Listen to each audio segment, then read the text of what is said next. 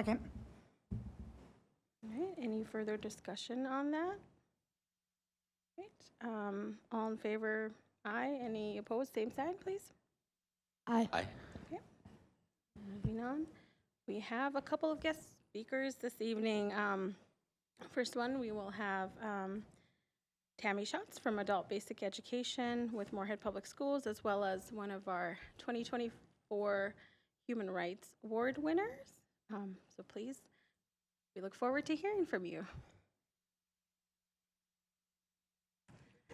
Thank you for the invitation to be here, and thank you for the award. I am very grateful to be recognized for the work that we are able to do in our community. First thing here, I'm going to put a slide deck up. Moorhead Adult Education, we are actually a consortium or a collection of sites. We have 7 sites. Moorhead is our primary one, but we also offer programming within Clay County. We have Hawley, Barnesville, and then we extend into Breckenridge, Wheaton, Fergus Falls, and also Clay County Corrections. Some of the things that we do with adult education is teaching English courses for individuals wishing to have an improved English acquisition. We have diploma programs, computer programs, career pathways, and college readiness classes. And the website is also listed on there. We are on the Moorhead Schools webpage. The next slide, just kind of some numbers and stats for an average school year for us. These are our numbers from last year. As I said, we have 7 sites across 13 school districts and 5 counties. We have 16 staff. The majority of them are part-time. We have 467 students and 20,000 contact hours. Contact hours are important because that is how we are funded to run. Our programming is all free, so people don't pay to come to our classes. 41 countries are currently represented in our student enrollment, U.S. being the top home of the students in our program. Following up behind that is Somalia, Iraq, Haiti, Mexico, and the Congo. 338 hours of GED testing. That means we have a Pearson VUE testing center at our site, so our students can actually earn their diploma right on site at Vista. And we had 25 graduates last year. Students are placed at orientation. They take a timed reading exam, and that's how they are placed in our courses. To be honest, most people in this room would probably qualify for our programming, because if we took academic exams in reading, math, or language, there's a really good chance that we are going to test under a 12th grade 9th month. And that's how you are placed in our program, and that's how your curriculum is assigned. So everyone has a personalized education plan, which makes it very customized to what your specific career pathway or your next steps, your goals are. And then students are post-tested every 40 hours, and that is how they move through our program. So they may begin in an EL2 class, but they may move up very quickly if they are educated in their home language.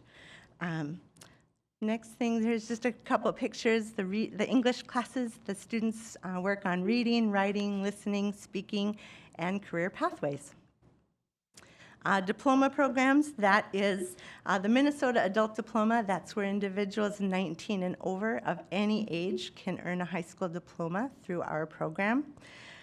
We also have GED preparation, GED testing, and currently there is funding available for Minnesota testers who test in Minnesota. Thank you to Governor Walz and the Minnesota legislature about a year and a half ago. They have money in place to pay for the first exam in each subject, which is a cost-prohibitive factor for many of our students because Pearson VUE charges $36 per exam. So that's a savings for our learners of about $144. Next thing is the computer classes. These are ways that individuals can earn certificates or digital badges. If they can prove, if they pass the exam, they can earn some, it just shows that they're proficient in one of 16 different modules. The college and career readiness courses is a really cool partnership that we have with other adult ed programs between here and Duluth and Warroad, and we'll call it St. Cloud. We have a variety of different free classes. Some of them are certification things, like the paraprofessional certification course, Serve Safe if you work in a kitchen. In addition, a lot of career pathway courses. Many of our EL learners want to be a CNA or a nurse, but they don't have the English acquisition. And so we have a lot of sort of scaffolded supports, English for healthcare careers, pre-CNA. We have a PCA, like you can be a personal care assistant. So a lot of opportunities for our learners. We work a lot with enrichment. This happens to be a retired Moorhead Schools teacher who volunteers to come in and teach art to our students. Just a different way of engaging one's brain. Many of our students who've come from refugee camps simply didn't have art experiences, opportunities in their home countries. So they can come. We turn down the lights. It's natural lighting. There's soft music, instrumental music, and the students have really blossomed with this. Community engagement. This is probably the thing that I am most passionate about. Whether that's having a speaker from the police department come in, which we did that a number of years ago. There was some miscommunication. One of our students actually thought their child was in trouble with the law, not that they were coming to learn about law enforcement in our community. So we're careful about that. This past year, we had Mayor Carlson come in, we had Dr. Lunick come in, and we actually had your chairperson, Siha Mehmeti, came in and did sort of an asset mapping activity with our students to identify both the weaknesses and the areas for improvement in our community where they find their best resources to serve their families. Volunteer tutors, this is huge. We love to have our students connect with the outside world. I work a lot with the colleges, students who are studying to be social workers, studying to be education majors, and some other random classes. This past semester, we had at Concordia, Lisa Toomey, Dr. Toomey from Concordia, teaches like a first-year experience class. It was a storytelling class. And so part of the requirement was her students had to come and partner up with my adult ed students. And there was huge anxiety from the Concordia students to have to do this activity. And I'm going to read just a little reflection from one of the students here. She says, I stood outside of the Moorhead Adult Basic Education building watching my classmates open the door and walk in. My heart was racing, pounding inside my chest as I thought about what I was about to do. I was going to meet a total stranger, someone whose communication would likely be challenging, and I was going to spend an hour asking them about themselves and their lives, trying to find connections between us that I honestly doubted that there were. I didn't know if I could do it. I thought of myself as quiet, socially awkward, and unable to make conversation. Throw in a large language barrier to that mix, and it seemed to me to promise disaster. But I took a deep breath, told myself it would be all right, and I followed my friends into the building. I climbed the stairs and sat down in the room with our class that we met up in, anxiously waiting to be paired up with an ABE student and begin our work. My leg bounced up and down, and my fingers tapped against the table as my name was called to go meet with a partner in the computer lab. I could still feel my heart beating faster than it should have been, and I was incredibly nervous for the hour of interaction that I was about to begin. I went to the computer lab, unsure of myself and believing I didn't have what it had to do to make this happen. Fast forward, they did like a Venn diagram where you make the two circles and the things that are overlapping or intersecting in the middle. They found out that they both had a passion, love of pizza, movies, and they each had 5 siblings. So it turned out to be a very successful thing. And then she says, I was only with that partner for 2 sessions, but she taught me a lot of things throughout the minutes I spent with her. She taught me that I can overcome situations that may seem impossible to me. She taught me that despite my own self-doubt, I was able to have meaningful conversation with someone I had never met before. She taught me the importance of listening with empathy, understanding, respect, and kindness towards others. She taught me to be more grateful for everything that I've always had throughout my life and all the things I don't have to worry about. But most importantly, she taught me that at our cores, we are all humans because that we are all the same. And another young person says, this was a reflection after their 5th visit. As Dr. Toomey drove us back to school, I couldn't help but think about how natural the whole experience had felt, from the first day to the last. In the end, despite our different backgrounds, everyone wants the same thing in the world, to be heard. I realized that even though I had gone to AB hoping to help my partner in some way, it was actually me whose spirit was helped, whose spirit was healed, and whose mind was opened. So those kinds of experiences are why we value our volunteers. Our volunteers have invested in our students, and that's the point of the whole activity. A couple more things, and then I will wrap up. Annually, we do a student recognition event. In the past, it would have been just graduation, but we realize we're more than just a place to get diplomas. So we also celebrate those who've become a U.S. citizen, those who have maybe gotten a job, gotten a promotion, gotten their driver's license. We celebrate our volunteers. We just want everyone to feel welcome and a sense of belonging. And that sort of ties into our next one. We have kind of a space, we call it our library, where the students can come together. Sometimes it's to grab resources from some of our friends here in the aisle, or in the audience, who have information to share up to our students. Sometimes it's just to grab some coffee or some tea. Sometimes it's to borrow a book. And sometimes it's to just sit with a friend that you've just met and do a jigsaw puzzle for the first time. And that's it for me. Do you have any questions for me or anything that I can expand upon? Any questions from the commissioners? I just want to congratulate you and thank you for your years of service through this. It's such an asset we have in Moorhead. You know, my family went through the adult basic education program. That's how Tammy and I reconnected over the last year. I am in awe that the same teachers are still there working with students. It takes a lot of patience. It takes a lot of heart. And without people knowing the language, without them knowing the resources, they don't know their rights either, whether it's being an employee or getting housing or education, all of it. The first step is to know the language and to know what's out there and resources to not have fear. So again, congratulations. I am so proud that this program exists and that it's still going, and it's just such an asset, and I hope that our community knows that you can volunteer, you can go there for a resource, and it's a way we can work on making our community better.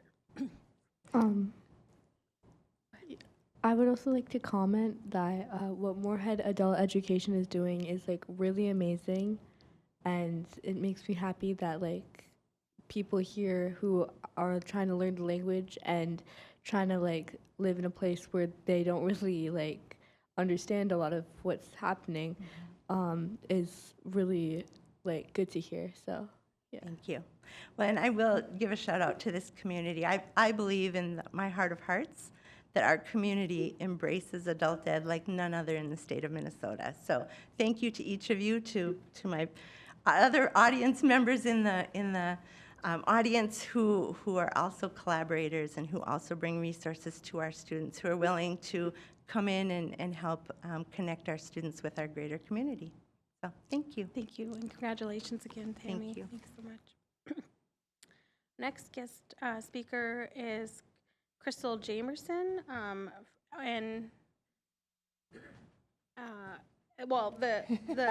the Legal Services of Northwest Minnesota. Yes. Thank you. Sorry, I'll let you introduce yourself. Yeah, because I'm just jumping on the bandwagon here. This is Crystal, and I'll let her speak in a minute. My name is Ann Hefkin. I'm the Executive Director of Legal Services of Northwest Minnesota, and Crystal got us set up here, and I'm just joining her. Hi, my name is Crystal. I'm the Community Engagement and Outreach Coordinator. Thank you so much to the Commission for inviting us to come here. We really appreciate being able to give you a little bit about legal services, and I'll let our Executive Director kind of take it away. Oh, the clicker. So Legal Services of Northwest Minnesota is an organization I've worked for over 20 years and feel really strongly about. I can talk about it a long time. I was told I have 5 minutes, so I will try and keep it to that. So Crystal will just have to keep going with the slides. We're a nonprofit organization that serves 24,000 square miles in Northwest Minnesota. The office here in Moorhead has been here since 1977, and then we've added offices in Alexandria in 1990 and Bemidji in 1989. But we'll just mostly focus on the Moorhead area here. We have a staff of about 30, and we are a nonprofit law firm that provides, just keep going, that provides free legal help to low-income families and individuals in non-criminal cases.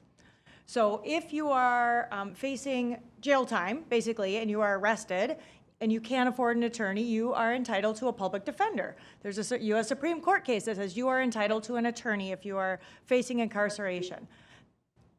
This is the other side of the justice system. There's a whole bunch of things that really impact people's critical basic needs that are not criminal cases, and there is no right to an attorney.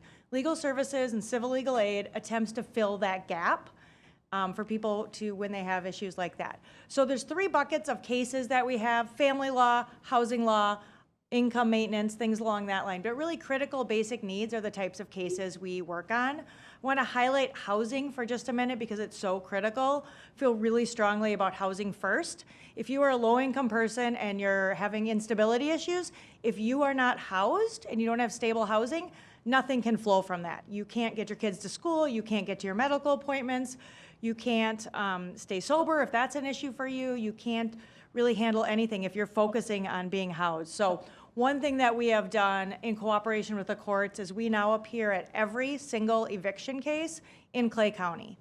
And we've been able to do that post-pandemic because it is Zoom court. So as you saw from the map a minute ago, we have 24,000 square miles. I have a handful of attorneys that I work with. We can't be in 22 counties, but we can be sitting at our desk and log into Zoom court. So really appreciate court administration, and across the state, the Supreme Court of Minnesota has understood that access to the courts is increased with Zoom court. So we attend every single housing case in Clay County, and frankly, in 21 of our 22 counties, we're in every single case. So that way, if someone doesn't call ahead of time, but they're facing an eviction, we still are able to give them advice, represent them, and either keep their housing or mitigate any harm that an eviction may have. And that's a really important part of the work we've been doing in the last couple of years. Our levels of representation, sometimes we represent people, just like a normal attorney would do. A lot of times we're giving advice and brief services, and we also provide education and self-help resources to empower people to represent themselves in these types of cases. As I mentioned, this is for low-income families and individuals. Our general guidelines are up to 200% of federal poverty and any assets that are liquid and available, and so that's $40,000 for a household. We try and be as accessible as possible so people can apply on phone, they can go online, and we can schedule an appointment to do an application, and also in person. So that was really fast, you guys. I'm pretty proud of myself. You have, sorry, you do have more than Well, I'm 5 going to give minutes. Crystal some of my time, too. Yeah, that's why okay. I can't steal all her time. Yeah. But the basic thing I want to let people know is that we are doing a lot of cases around housing, safety, and domestic violence, anything that has to do with critical basic needs and stability in a family. And there's lots of times that there is a legal barrier to that stability and people aren't aware of it. So we have a few other services we do. We do a justice bus. We get out in the community. We do legal kiosks. We'll just keep going because what Crystal's going to talk about is pretty cool too. But if you do know someone who needs to attend anything via Zoom, so I mentioned a minute ago there's Zoom court. So most of court in the civil side is via Zoom. So making sure people have access to that is really important. So in 2020, we got some CARES Act funding, and we have these legal kiosks. We partner with community agencies and organizations to put them in the community. One is at the public library, for example. So if someone needs to Zoom into court or a job interview or telehealth or anything like that, they can use our legal kiosks. And then our Justice Bus is a mobile legal aid clinic. Again, we need to reach people where they are at. They may not have access to technology. They might not have transportation, so we use that as a mobile legal aid clinic. And the other thing I want to mention briefly is we do have self-help clinics. We don't have the resources to fully represent everyone who walks into our door. We close over 3,000 cases a year. Close to 1,000 of those are in Clay County. But sometimes we're not able to fully represent, meaning do everything we would do that would help the person succeed. And we tell them, you can go into court yourself. It's a really intimidating process. So our self-help clinics have people available to help with those court forms. Minnesota has a lot of great court forms, but a bunch of lawyers wrote them, so they're not easy to read, and there's a bunch of magic language. So our self-help clinics are a way for people who are representing themselves in non-criminal cases to get relief from the courts that they are entitled to. And all right, I'm gonna move it over to Crystal. Keep under 10 minutes. You're fine. Thank you, Ann. So one of the projects that we developed last year was called the Legal Table. And what we wanted to do is be able to reach out to those rural communities that we didn't have a presence in. So what the Legal Table does is that it allows for a 360 view of rights and responsibilities for a person. And kind of how it works is we have one of our legal attorneys, they'll talk about a particular legal topic. And then we also have our community partners that will come in and they'll say, hey, these are also resources that we're able to help with as well. These things are on a webcast and it's sent onto our YouTube channel so that people can go back at any time and view them. But the nice thing is, say for instance, like in January, we had the new eviction laws that had come out. There were a lot of people that were kind of scared, wondering what to do. So we had our attorney go through, talk about the new eviction laws. Then we had our community partners. We had the executive director of the homeless shelter come in and say, okay, so if you do get evicted, these are the programs and services that we have. And then we had a housing advocate from Oak Manor say, okay, so now you want to get back on your feet. These are the resources that we have. We understand that it's not just coming in and getting your eviction taken care of and your barriers are taken care of. We know that it's going to be a 360 approach with community partners that continue to break barriers down for our community members. So the Legal Table is a really great way that anybody is able to check out their rights, their responsibilities, get it from a legal perspective, but you also get it from community members too, so we can continue that.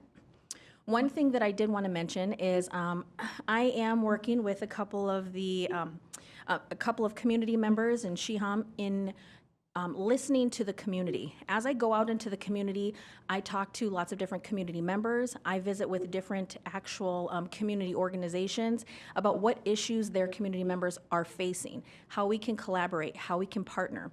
So I was thinking, well, it's kind of football season coming around, and so why don't we do a community huddle?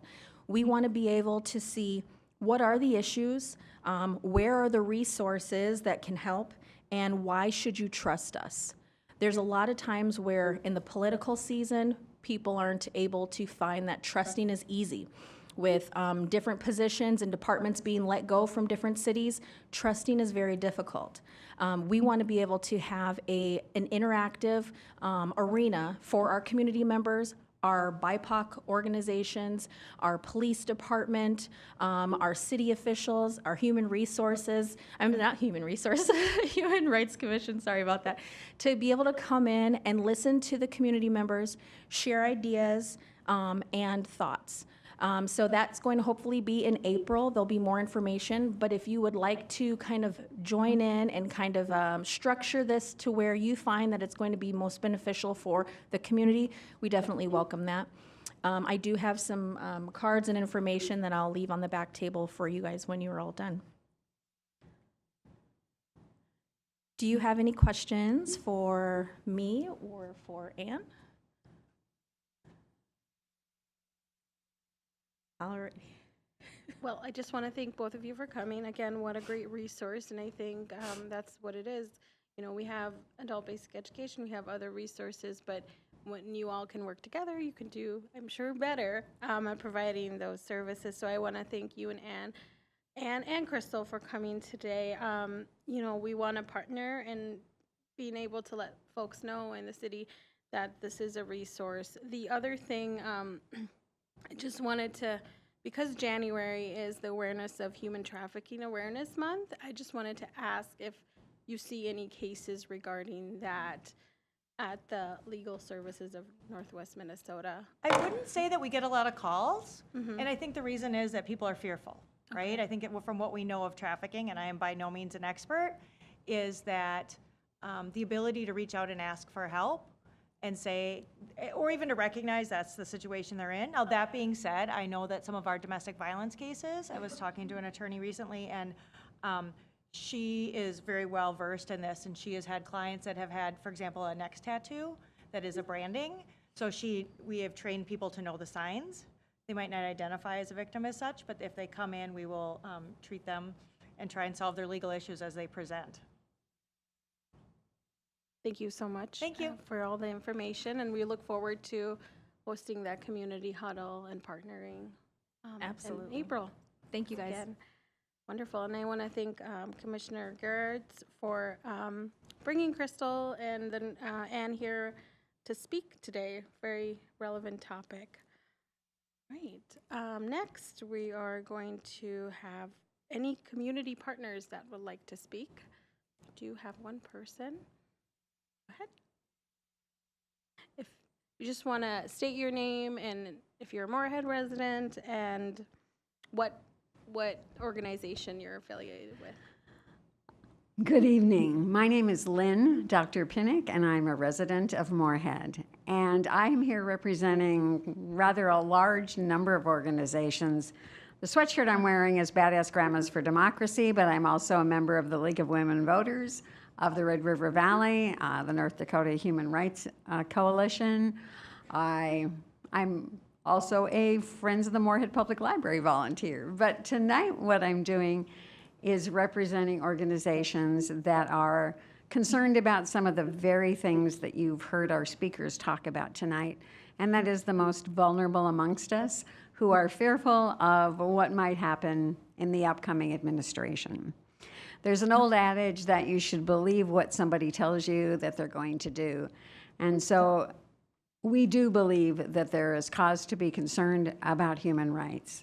In the last 4 to 8 years, we have seen an uptick in fear on what might happen to immigrants. There were threats in this most recent campaign about mass deportations.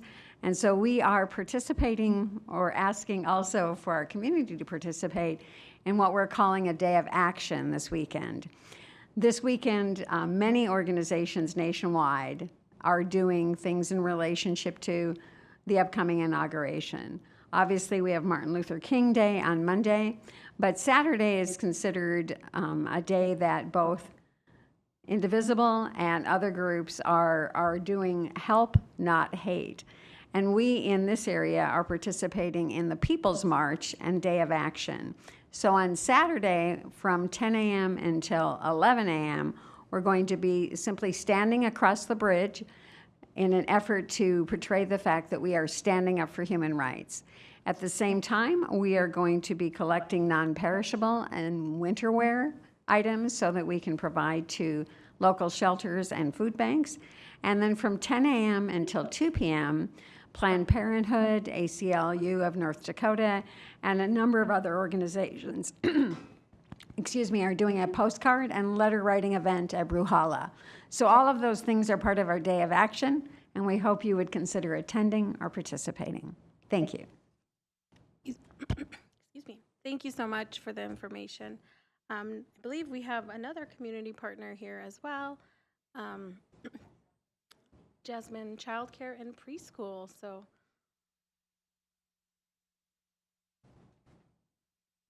hello, everybody. Good evening. My name is Mohammed Hussein, Vice President at Jasmine Services or Jasmine Childcare and Preschool. Jasmine Childcare and Preschool, we were founded in 2015. This is our 10-year anniversary. We are a nonprofit early education child care center. Our organization's mission is to provide access to quality, affordable early education in a holistic and culturally honoring manner to ensure that children and families all have what they need to be successful. Early education is actually very, very vital and is a preemptive, uh, rather, early education is very vital for the needs of the children within the community, especially those who face some of the larger barriers.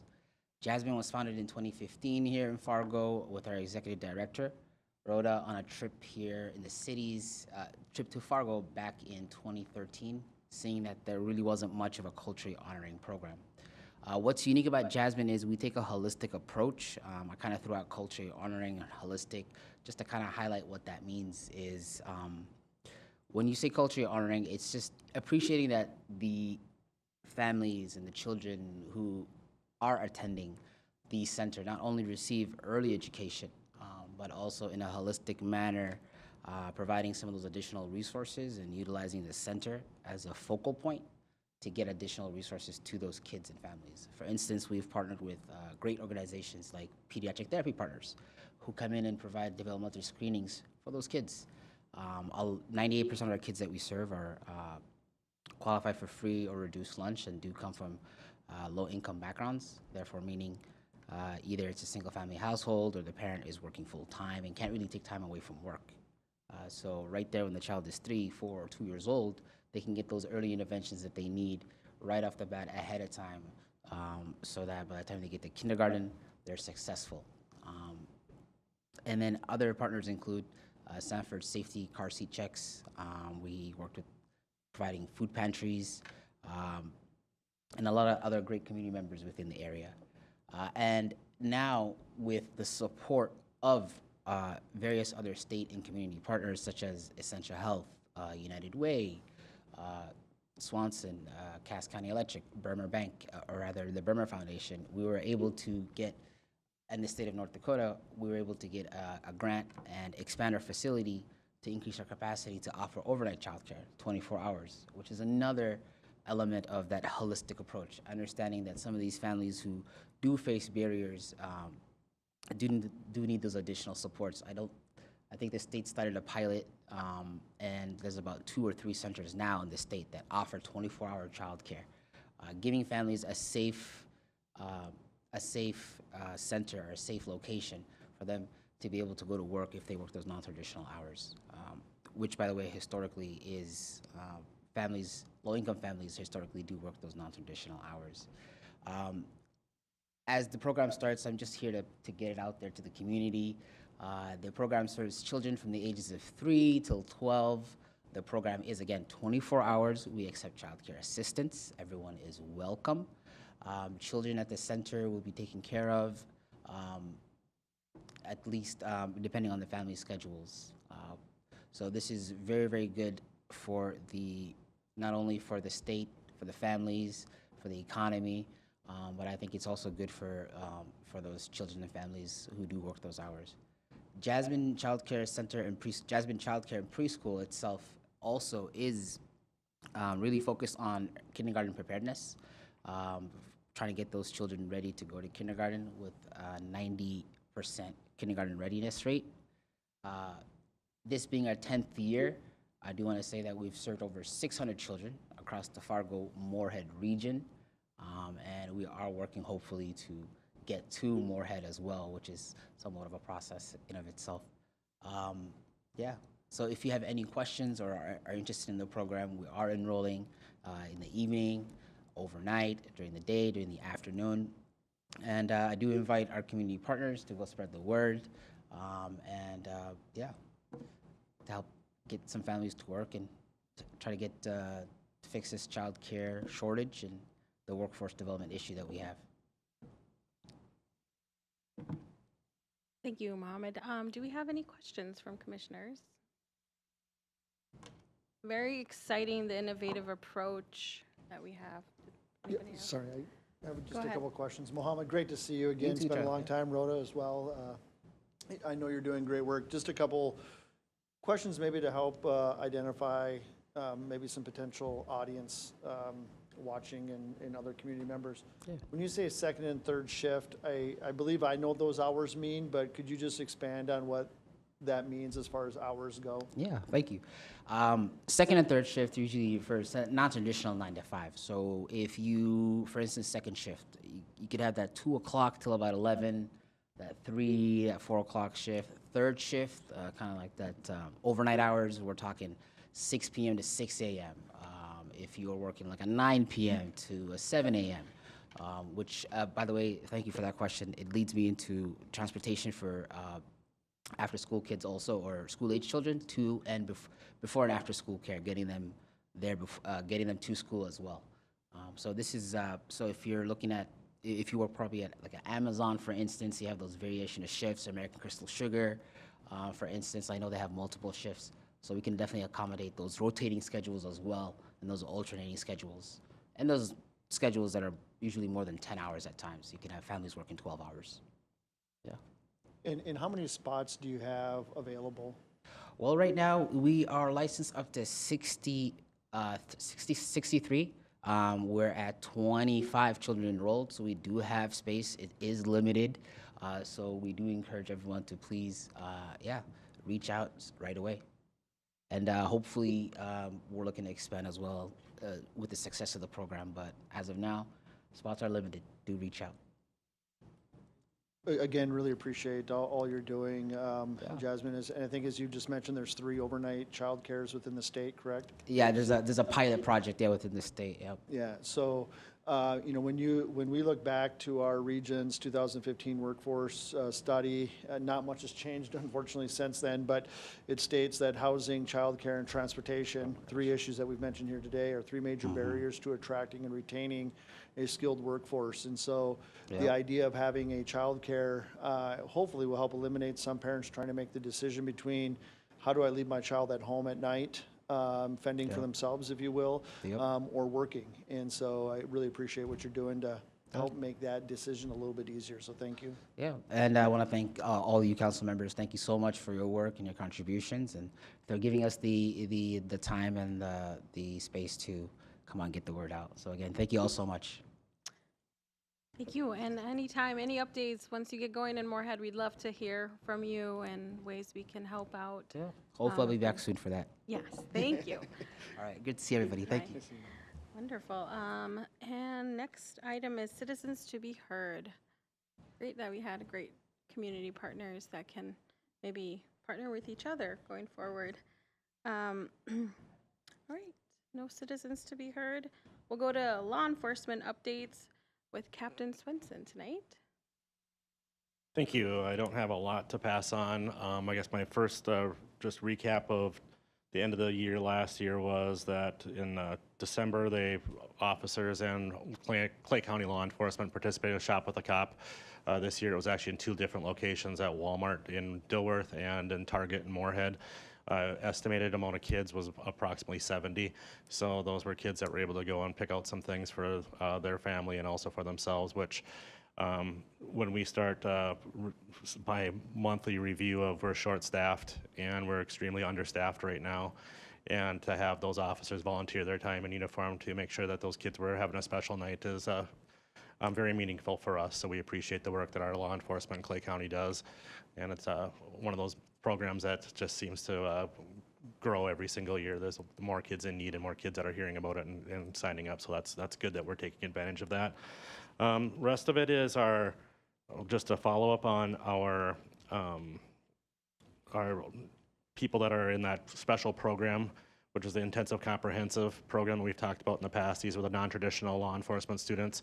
They are currently in their skills program and will be coming back to Moorhead, 5 of them at the end of February, and then 5 more are going to be going down to Alexandria for another group that will be taking part of those 22 weeks. So that will hopefully add to our staffing. Again, that was a non-traditional student. These people did not see law enforcement in their career at the early life, or they went in one direction. So we have backgrounds in the service industry, such as a bartender, to they did work in corrections, to journalism majors, things like that. So again, it adds that diversity and just that different, that non-traditional student. So we appreciate that. And just to recap on Just highlighting of our first quarter of 2025 are going to be a lot of changes. Our deputy chief retires at the end of February, and our chief retires at the end of March. So there'll be a lot of changes in our department, along with our community policing coordinator, Leanne Wallen, who's been with us for many, many years, retired at the first week in January, and her position is still yet to be filled based off of just we're looking for the right special person to help with that. And again, Leanne had a lot of different hats that she wore. We appreciate the time she spent with our city, especially with our police department, but she was also very active during the floods when she was in engineering. So we just want to do a little shout out to her, then congratulations to her on her retirement. So that's all I have to report. You any questions? I just wanted to say that my daughter and I went to Target in Dilworth, and we didn't realize that it was Shop with the Cop. So at first we were kind of taken aback, but we actually spent extra time in Target that night because the excitement and the atmosphere was amazing. So if you ever want to have an uplifting moment, go to Target or Walmart when they're doing the Shop with the Cop, because that was really awesome. Great, yeah. Thank you so much for the updates. Just wanted to tie it in. You know, we had legal services here, we have law enforcement updates, and again, really saying that January is awareness of human trafficking. So I don't know how our community is in terms of that. If, you know, I know resources are limited, but if you had anything to add to the month. We did have a program that we were running within our schools with our officers that focused on at-risk kids for possible trafficking that we have participated in. I don't know what the status will be this spring based off of staffing levels. As you're aware, we do not have any school resource officers in our schools at this time based off of our staffing and needing to put them on patrol shifts. But again, you know, we say this all the time that we are not the only answer in our community, that there's so much collaboration that we do, and especially with our county attorney's office, with social services and pieces, we rely a lot on many different services, and there's never going to be enough done, but we try to make sure that it's at least covered. If it's not by us, that we collaborate with partners. We are in an interesting area as we talk about just our crime and why we have crime in Moorhead and in our metro areas. We're a large metro population now, and we have 2 interstates that run through our community, and also had some hot spots of different locations where those interstates come to. So we don't put our head in the sand and saying that trafficking isn't here. It's things that we look at that we would take seriously, and especially with our investigations with certain crimes and those involved in the crimes, if that's something that we can help with those resources along with those other agencies. Thank you so much. Moving on, if anybody have anything to add? We'll move on to our next agenda item, which is regular business. Any updates with that? I know we had this meeting, January is the last meeting for Commissioner Pauline Normandin, who has been on the commission for 7 years, I think. Since 2017. 2017, yes, 7 years. So we just want to thank Commissioner Pauline Normandin, was chair, I think, a few times for leadership and guidance as we had changes and advocacy. And also want to thank Commissioner Lovegren that she did state that December would possibly be the last meeting, and look forward to welcoming new commissioners with experience and passion for advocacy of human rights. So anything else anybody wants to add to that? Otherwise, we'll go into subcommittee reports. Subcommittees meet at all? I know the education one did. Myself, Commissioner Rajesh, and our volunteer Marissa Allring met. We took a look at the calendar, and it's a working calendar. So I mean, we all have a copy. If there's something that you want to add, if it's a speaker you want to reach out to and bring, I encourage you to send those updates to Tanya, or we can do a link to the working calendar. Just really highlight different things. January, we really wanted to highlight Human Trafficking Awareness Month, and then it is Poverty Awareness Month as well. We didn't have a speaker for that this month, but have lots planned for February, so hopefully we can get some folks out that are doing events in the community for Black History Month, and then going into March. So if you just want to take a look at it, any suggestions going forward. For next meeting, we can, or between now and next meeting. Did the other subcommittee meet at all? That's okay. As we get new commissioners, I'm sure our subcommittees will change as well. Anything with other that I missed with that? Okay. We'll go on to any reports, announcements, or upcoming events. Well, Moorhead Wrestling's having their first home tournament, so go Spuds this Saturday. And are you wrestling this weekend? Yeah. Yes. Commissioner Rogers, as a wrestler. Very cool. Other than that, it is Martin Luther King Jr. Day, January 20th. Events in the area, Fargo Human Rights and Umoja is hosting an event, as well as Concordia does a whole-day event just to remember the legacy of Martin Luther King Jr. and the advocacy for equality and human rights. I want to highlight that, as well as February 11th is the Global Market, which is going to be at the Umcom Center, going to have different vendors that are up and coming, anything from soap, from an indigenous vendor to baklava to perfumes, and it's just going to be a great event. December was the first one, and that is going to be very fun and hosted here. So I encourage people to come out and support those vendors, get something for Valentine's Day if they have trouble finding a gift. And then, of course, wanted to highlight 2 community members that are going to be working at the Ronald McDonald House, making treats on Martin Luther King Jr. Day. Marissa and Addie would Spread Your Sunshine. So Marissa Bankston Lorisell, the former Human Rights Award winner, and Addie Lorisell that are going to be doing that. So I wanted to highlight that. Any other announcements or upcoming events? This really isn't an announcement or an upcoming event, but I wanted to let the commission know that I will not be in attendance for our February meeting. I will be out of town. Thank you. Any new business? That great information tonight. We will adjourn for January. Thank you all so much and have a great night.